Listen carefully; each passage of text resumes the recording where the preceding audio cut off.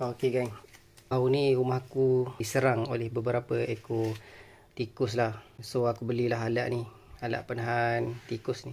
So alat ni cara dia dia canggih sikit lah.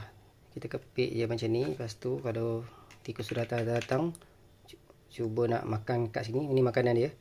Dia cuba nak ambil makanan, dia pijak je. Hop, macam tu. So terkepit lah. Simple je alat dia. So memang tak boleh lari lah, kuat ada kepit. So, kalau sebelum ni kita guna jenis macam ni, ni sampai berkarat lah, tak masuk-masuk lah, tak kena. Jenis lama. Lepas tu aku pakai juga jenis macam ni. Ini getah. Bila tikus datang, pijak je getah ni, so melekatlah kaki dia. Tu aku try umpan kulit limau kat sini. Bila pijak tu ada kat makanan dia dalam ni. Memang siap ni kedai DIY punya perangkat tikus ni. Hidu bau ni dia nak makan, melekat dekat sini.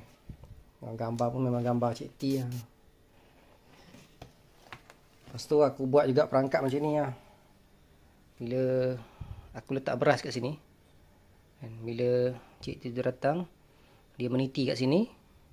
Dia meniti. Kononnya dia nak makan beras. Lepas tu jatuh dalam tu. So dalam tu ada air. Tapi tak kena. Okey, 3 benda ni tak kena. Tiba-tiba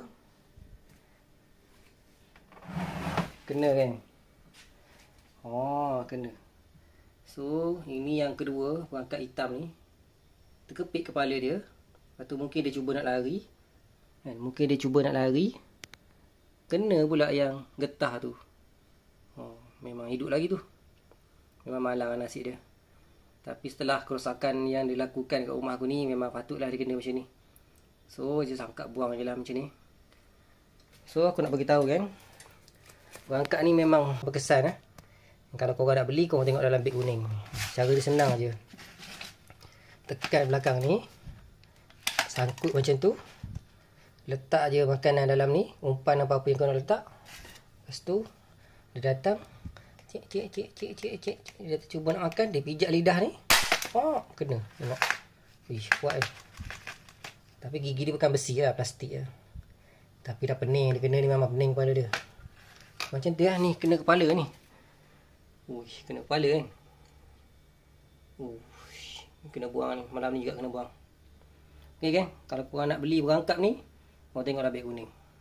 So geng, aku akan buang tikus ni menggunakan beg ekor ni. So mula kita alih dulu lah.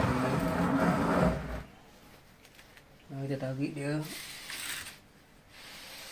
Okay, tarik dia ke tengah sikit, bagi nampak. Okay, yang barang-barang ni semua, perangkat hitam dengan getah ni memang aku tak basuh dah lah. Memang buang teguh lah. Sebab yang hitam ni pun harga dia RM2 je kan. Lepas tu yang perangkat getah tu pun RM2 juga kat DIY.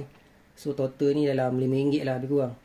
So buang semua, tak payah nak basuh-basuh, tak payah nak sayang-sayang lah. Memang nak basuh pergeli geng.